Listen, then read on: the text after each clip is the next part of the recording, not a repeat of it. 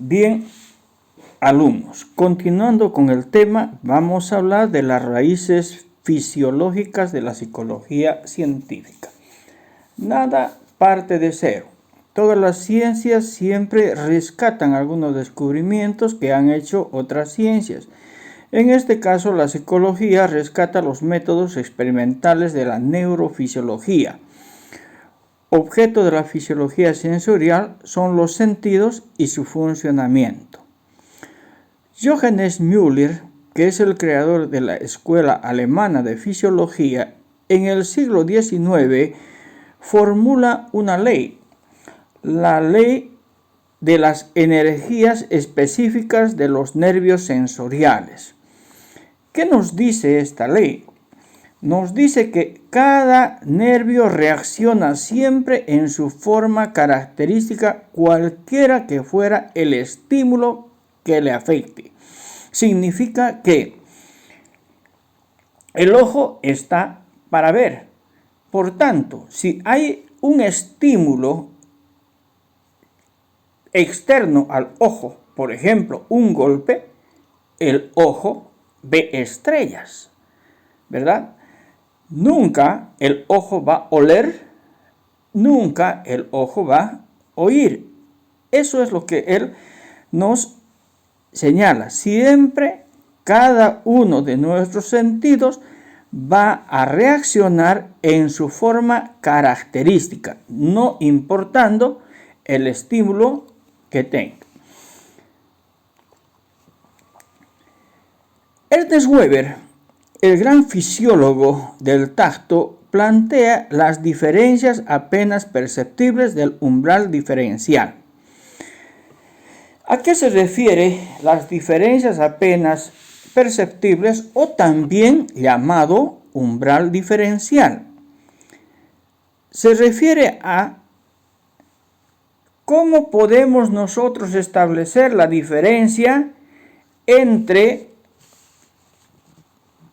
un estímulo y otro. Es decir, si yo estoy tomando una taza de té con 2 cucharillas de azúcar, ¿en qué momento me puedo dar cuenta que alguien me ha aumentado azúcar? Es decir, si tengo el té con 2 cucharillas y alguien me aumenta un poquito de azúcar, apenas una pizca, ¿será que me doy cuenta de que me ha aumentado el azúcar? Si me ha aumentado 1/4 cucharilla, ¿me daré cuenta que está más dulce? ¿O necesitan aumentarme media cucharilla para saber que está más dulce? Si estoy en un cuarto oscuro con 20 velas, si me aumentan una vela sin que me dé cuenta yo, ¿me daré cuenta que aumentaron la vela y aumentó la luz? ¿O se necesitará 2 velas para que yo me dé cuenta, o 3 o 4? Lo mismo sucede con el sonido. Weber hace su primera experiencia con el peso, por eso que es llamado el gran fisiólogo del tacto. ¿Cómo hace él? Coloca un pedazo de papel en la mano de una persona y le va agregando pedacitos pequeños de papel hasta el momento en que la persona se dé cuenta que ha cambiado el peso que tenía en su mano por la cantidad de papeles. Entonces, a partir de esto, Ernst Weber plantea que existe una constante para nuestros sentidos. Él le llama la constante K. Esta constante K, que en realidad es el umbral diferencial o las diferencias apenas perceptibles son diferentes para cada uno de nuestros sentidos. En cuestión del peso, por ejemplo, es de 1/4. Es decir, si a mí me ponen 1 kilo de peso en una mano, para que yo me dé cuenta de que el peso ha cambiado, tendrían que aumentarme 1/4 kilo. Si a mí me ponen un ruido de 10 decibeles, para que yo me dé cuenta que ha cambiado, tendrían que aumentarme 1 decibel más. ¿Por qué? Porque la constante, como ven en la diapositiva, para la audición es de 1/10. Para el olfato, 1/4. Para el gusto, 1/3. Para la visión, 1/60.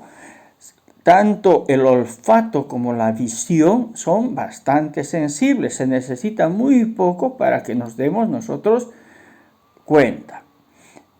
Es importante que ustedes sepan que estas constantes que Weber las encuentra no son realmente de un gran valor. Ya vamos a ver por qué en el próximo capítulo.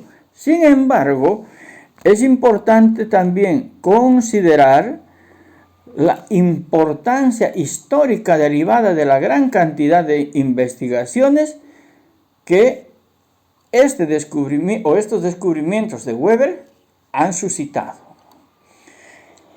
No podemos nosotros dejar por alto los estudios de Helmholtz, quien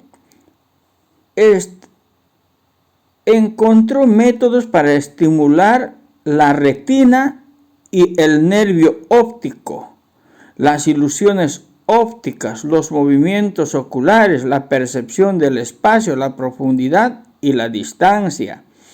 Hubieron muchos otros neurofisiólogos sensoriales, como Florence, que trabajó con extirpación de partes del cerebro de palomas. Fritz y Hitzing trabajaron sobre la excitación eléctrica del cerebro. Baer descubrió que el sistema nervioso tenía nervios sensoriales y nervios motores y que por tanto no es una invisible voluntad que mueve al cuerpo, sino el cerebro a través de esos nervios motores. Recordarán ustedes que hemos hablado en un momento, cuando tratamos el problema alma-cuerpo, que pensaban que el hombre ha sido creado por Dios y le han dado vida a través de un soplo. O sea, en realidad era una invisible fuerza que le daba el movimiento. Pero Bell encontró que no había sido ese soplo que le daba movimiento, sino más bien que nosotros tenemos nervios motores que nos permiten mover nuestros miembros. Bien, los primeros brotes de la psicología científica nacen con Fechner y la psicofísica. La psicofísica es una disciplina que se dedica a cuantificar la magnitud de los estímulos y las sensaciones que producen. Fechner es un hombre de ciencia, místico y atormentado por las exigencias intelectuales opuestas, pero radicalmente honesto. Buscó la relación mensurable entre el estímulo y la sensación. En realidad, quería saber cuál es la conexión que hay entre un estímulo y la sensación. Hizo muchas investigaciones, llegó a algunos resultados, sin embargo, él no es reconocido por esos resultados, sino más bien por el método que utilizó para llegar a esos resultados, que es el método psicofísico, que hasta el día de hoy se lo utiliza, aunque con algunas modificaciones. Él fue el introductor de la medición de los procesos mentales. Sus experimentos suministraron datos cuantitativos que señalaron el amanecer de una nueva ciencia. Wundt, un hombre bastante lógico, trabajador, sistemático.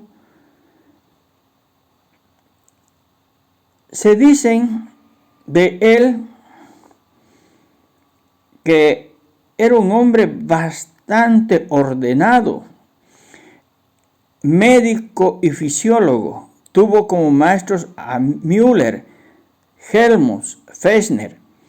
Escribió rasgos fundamentales de la psicología fisiológica. Él se interesó por el estudio de las sensaciones y en menor grado por el estudio de los sentimientos y la voluntad. Introdujo el método de la introspección. La introspección es una observación controlada de los elementos de la propia ciencia bajo condiciones objetivas. Es aquí, en realidad, que nace la psicología científica, como habíamos indicado en anterior oportunidad. Es Wilhelm Wundt quien crea el primer laboratorio de psicología experimental el año 1879 en Leipzig, Alemania. Este es el momento en que la psicología pasa de ser una psicología especulativa, como habíamos dicho en anterior video, a ser una psicología científica. Muy bien. ¿Qué es lo que en realidad estamos nosotros aprendiendo hasta acá? ¿Qué es lo que nos va a servir de todo lo que estamos hablando? Y podríamos decir que lo que nos va a ser útil de lo que estamos hablando es o son esas leyes que habíamos visto que propusieron los asociacionistas ingleses. La ley de la contigüidad, la ley de la frecuencia, la ley de la recencia. Weber nos plantea que hay diferencias en nuestras sensaciones, en nuestros sentidos, en nuestra constante. Vamos a ver en qué queda este tema en el próximo video.